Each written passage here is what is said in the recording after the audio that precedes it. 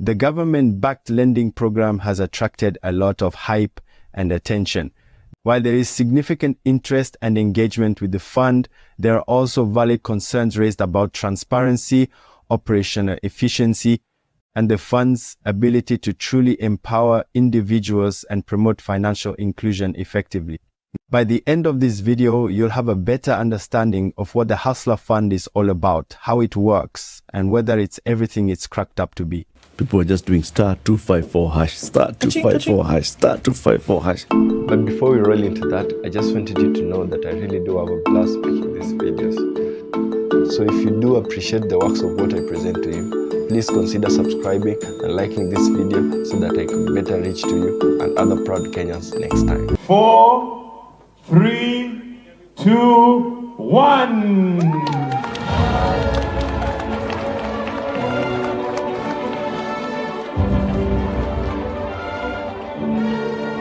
It has been about 2 years since Ruto launched Hustler Fund. The launch of the Hustler Fund marked a turning point in Kenya's financial landscape. It offered hope and opportunity to millions of Kenyans who had been struggling to access credit and financial services. In the weeks following the launch, millions of Kenyans flocked to register for the Hustler Fund. The demand was overwhelming, with over 15 million people signing up in the first 3 months. But as the excitement of the launch wore off, questions began to emerge about the fund's true impact and effectiveness. Would the Hustler Fund live up to its promises, or would it fall short? I would like you to ask yourself this question together with me. What exactly was the Hustler Fund supposed to solve? Could it have been a lack of affordable credit to low-income earners? Whilst addressing the above proposition, you ought to understand that before Hustler Fund existed, there were 3 other state-funded financial initiatives, namely Uwezo Fund, Women Enterprise Fund, and Youth Enterprise Fund. Uwezo Fund provides interest-free loans to women, youth, and persons with disability to promote business and enterprises at constituency level. By June 2017, both Women Enterprise Fund and Youth Enterprise Fund had established youth desks in 90% of constituencies, significantly enhancing fund accessibility. 2. Financial exclusion of the informal sector. As ludicrous as it may appear, by the government's failure to address the core causes of financial exclusion in the informal sector, the fund has fell short of resolving the muddle of financial exclusion. Some of the root causes that are yet to be resolved include people in remote or underserved areas may struggle to access financial institutions, let alone the ability to access mobile network services. Punitive taxes combined with an equal resource allocation exacerbates poverty, making it difficult for borrowers to repay their loans, whilst discriminatory policies, both explicit and implicit, can hinder certain groups and ethnicities from accessing financial products and services. Bureaucratic hurdles and administrative inefficiencies can hinder access to financial institutions. Today, starting a business in Kenya will require significant investment. The first step is to register your business for 10,000 to 20,000 shillings. Then obtain a business permit from the local county authority of 5,000 to 50,000 annually. Then you may need to secure additional sector-specific licenses at a fee. Depending on nature of your business, you'll need enough working capital to meet the initial operational expenses. Low-income individuals often face financial exclusion due to limited resources and lack of access to banking services. 3. To stimulate small businesses and entrepreneurship. According to official government data, the youth constitute 84% of the unemployed population in Kenya. One of the standout features of the Youth Enterprise Fund is its emphasis on training young entrepreneurs.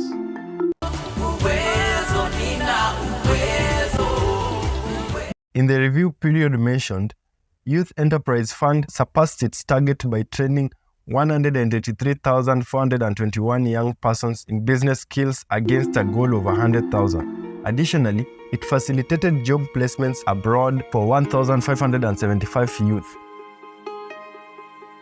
As at now, there is no significant change in Kenya's GDP that can be directly attributed to the Hustler Fund. Uwezo Fund operates both at national and county levels, allowing a more decentralized approach to fund allocation. This decentralization ensures that funds are distributed more equally across different regions, reaching a wider pool of beneficiaries.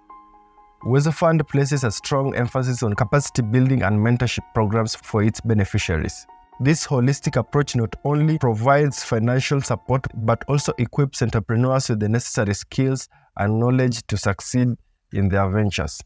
Uwezo Fund has been in existence for a longer period compared to the Hustler Fund, which means it has had more time to establish itself and fine-tune its operations. This longevity indicates a level of stability and experience that can be beneficial in effectively dispersing funds and supporting entrepreneurs.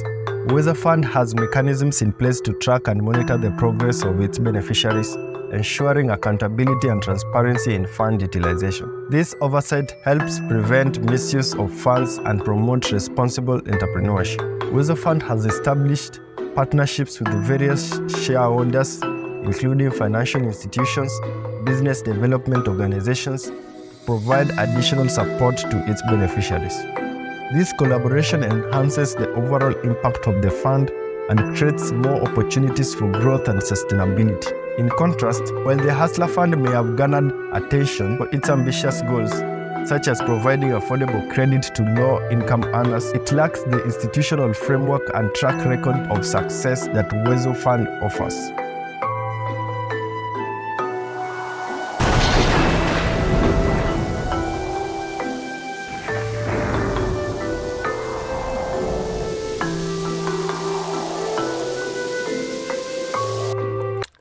Of the Public Finance Management Act. So now the government or the president pushed for the launching or the regulations to be put out. The same regulations give the rules that are supposed to be followed. Yes. Those particular rules state clearly when this fund should be meted out to the public. Okay. Those particular rules have not been followed. Tell us those rules. The rules require creation of a board. Okay. One, that is the most fundamental one, creation of a board that will formulate a policy that will regulate the issuance of the funds, accountability, the issue of allocation by parliament. Those are the structures that should have been made first available by the president. So, pause there. Yes. So the Financial Inclusion Fund regulations were taken to Parliament. Yes. They were passed by Parliament. Yes. And the subsidiary legislation to the PFM Act. Yes. They say that this fund shall be managed by a board. Yes. That the cabinet secretary shall appoint a board constituted of several members, but I want to just point to you just three. Yes. Yeah. A non-executive chairperson, a principal secretary, and that's a principal secretary of the State Department. Those three are supposed to be giving an advisory opinion to the cabinet secretary on behalf of the so-called Hustler Fund to ensure proper regulation of the same, to ensure that whatever money is gotten from the treasury is properly accounted for.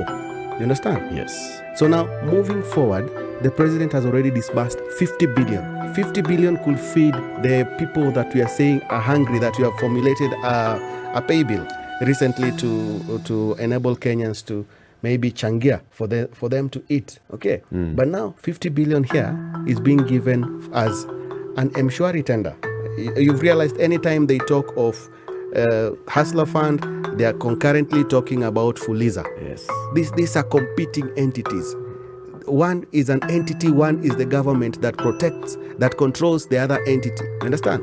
And it's sort of another banking institution per se, under the Banking Act. Wakili, back to that issue. Yes, yes. Because you started by saying that there's no board. There is no board. Yes. So the regulations are passed in Parliament. Yes. Regulation 10 is established a board to be known as the Advisory Board, which shall consist of an non-executive chairperson appointed by the President. Yes. The PS in charge of the National Treasury. Yes. The PS is the State Department responsible for MSMEs. Yes. The PS is the State Department for responsible for matters relating to trade. So PS in Moses Kuria's office. Yes. The Attorney General. Yes. 2 other persons not being public officers. Yes. Who shall be appointed by the CS for MSMEs. Yes. And the last one is the administrator of the fund, who shall be the secretary of the board and an ex officio member. Yes. This is the composition of the board. Yes. Yes. So the president has not appointed a chairperson. Yes. The PSs are in office. Yes. There is no CEO who's been appointed by the board. Yes. And the other 2 people who are non-official and not public officers have not been appointed by the CS. Yes. So what you're basically saying is that there's no board. There's no board that I know. They have never sat, not even being appointed. Or gazetted. Sitting and even telling a SIPO direction. Remember that even the secretariat, who is the CEO? Let's just talk about Youth Fund. Youth Fund has a board. Yes. It has a CEO. Gazetted. It has a secretariat. It has an office. Where is the office of Hustler Fund? Is in the CSS office. So if you lose money, where do you go? There's a lot of things there that actually ask so many questions that then you know what's happening. All the information we are getting about how the fund is working is coming from the president. Without proper structures in place for fund management, monitoring, and support services, there is a risk that the Hustler Fund may not effectively address the underlying challenges faced by low-income entrepreneurs. We have seen a current violation of that very constitution we are trying to amend, and that violation has been done by the establishment of the Hustler Fund, which for example, in governance called Financial Inclusion Fund. So we have 19, if you like, issues that our feeling are illegalities. One of the most significant failures of the Hustler Fund is its high default rate. Sleepy! Over 800,000 borrowers of that fund have defaulted. As of August, the default rate stood at 29%, which is higher than those observed in commercial banks, savings and credit cooperative organizations, SACCOs, and microfinance banks. Sleepy! Nilikunywa nayo pombe kwa sababu nilikuwa na kiu. Na hautalipa. Sleepy. Me, I don't want thieves to come in my phone. Yes, I don't want to be robbed by robbers. Yes, because they are thieves. Which means those are rogues from Kamiti and Kodiaga prison. Ingawaje wanatuambia tuichukue na tusilipe, naweza ichukua na nikatae kulipa, wafanye vile watataka. Mimi sijakopa bado. Juu hata nikikopa bado ni stress. Juu is very little. Unaona? Na tena nikikopa, nakopa niweke kitu kama hii ndogo kama hii. Na ndio ninakula, itanisaidiaje? At least kitu kama 10k, at least naweza jikakamua hata niingize hata marafiki ama masista wangu anisaidie kulipa na inipee kitu iko juu zaidi, unaona? Sasa kitu kama hii 500 nipatiwe 500, yes. Nitachukua. Ni kweli, itanisaidiaje? Sitaki. Niende nipelekwe ndani nikikosa kulipa 400. Kama Wakenya tumesema tutachukua hiyo pesa na hatutarudisha. Ni bottom up. Sasa 500 itakuinua na nini? Mimi nimepewa limit ya 500 basi. Sasa 500 nitafanya nayo nini? As mentioned before, microloans might not be sufficient for starting and growing a sustainable business. So the president opted in and only qualified for 2,200. Wanakuambia unaweza kopa tu 2,200. While Rigathi and Musalia only qualified for 1,600 and 2,800 respectively. Pole Rigiji. Personally, I am yet to find someone who started any business with 500. Shilingi 500. Sasa hiyo pesa inaweza saidia mwananchi na nini? Hiyo pesa kama sisi wana bodaboda tuko na sako zetu ambazo hata unaweza enda huko na uchukue hiyo shilingi 50,000 na urudishe pole baada ya miezi kama 3 hivi umesha clear. Lakini sasa kama president, hiyo pesa ni kidogo sana ambayo anaambia mwananchi atachukua hiyo pesa. Na ni pesa ambayo hata iwezi saidia kitu. 5 utaweza kufungulia biashara kweli? Hizo ni kama uko na njaa ndani ya nyumba, watoto wako wanataka chakula, wanalia. Sasa hapo ni shida. Haisaidii, sababu hii kitu tulikuwa tunafikiria matarajio ya juu, na hii imekuja sasa, imekuja ya chini, na tena iko na interest ni tofauti na jinsi ilikuwa wakati wa campaign. Kwa hivyo tumeona haisaidii mwananchi wa chini kama bodaboda kulingana na vile tulikuwa tunafikiria. Haiwezi kusaidia mahali ati mpaka tulipie na interest. Sasa unashindwa kama mimi mtu mmoja hivi, mimi ndio niko na shida, nataka nishughulike, nitaenda kutafutaje wenzangu tuungane pamoja ndio hizo pesa tupewe. Hizo ni condition ni kali, lakini tusipatiwe kidogo sana ambayo iweze kutusaidia, na interest pia iwe kidogo na ambayo na pia muda ya kulipa iwe mrefu kidogo. According to an article by Walden University on survival strategies for owners of micro and small enterprises in Kenya, by a man called Samuel Kipngetich too, found that on average 1/3 of micro and small enterprises collapse within the first 3 years of operation, with 80% of the surviving SMEs failing to reach the 5-year mark, and only about half of the businesses live through their 5th year of operations, much to the extent that if a business has clocked 10 years in Kenya, it is considered quite an achievement, as many others will not survive that long. A different survey by Nation on micro, small and medium enterprises revealed that 46.3% of small businesses closed within their first year of operation. Therefore, based on these considerations, it can be argued that Uwezo Fund is better positioned to support low-income earners in Kenya compared to the Hustler Fund. While I was preparing for this video, I opted into Hustler Fund. I'm already frustrated with this thing. I just can't opt out. Do I owe you anything? Let me take you to the Hustler Fund website, just so you can judge for yourself. Let's go to the review section. So apparently, we've got 4 unnamed individuals from 4 different parts of the country, but with exactly the same reviews. Additionally, other important pages are practically non-existent, destitute, and despite having their links on the header and footer menus. E.g., pages such as terms and conditions together with the media center, while the feedback page will never send anything to anyone. Submission failed. Please reload the page and try to submit the form again. My own conclusion of this shows you the extent to which Hustler Fund is valued, or rather perceived, even by the managers, and also how disorganized the whole thing is. The Hustler Fund has been a resounding success, not just in terms of sheer enrollment rate, but also as per the 50 billion already dispersed in loans. Recent studies by the Central Bank of Kenya paint a concerning picture. Overall access to affordable credit for low-income earners has stagnated. In some cases, it has even declined. This suggests that the Hustler Fund, with its focus on microloans and individual borrowers, might not be addressing the root causes of limited credit access for this demographic. As we reflect on the journey of the Hustler Fund, it is clear that this ambitious initiative has had a profound impact on the lives of millions of Kenyans. The fund's merits are undeniable. However, it would be remiss to ignore the challenges and demerits that have emerged as the Hustler Fund has taken shape. The high demand has put a strain on the fund's resources, and maintaining sustainable repayment rates has proven to be a significant hurdle. The notion of free money has affected repayment rates. As we move forward, it is crucial that we address these challenges head-on. We must find ways to improve repayment rates, strengthen the fund's operational efficiency, and ensure that it remains a sustainable and impactful tool for financial empowerment. This will require collaboration between the government, financial institutions, and the beneficiaries themselves, as well as a commitment to continuous learning and improvement.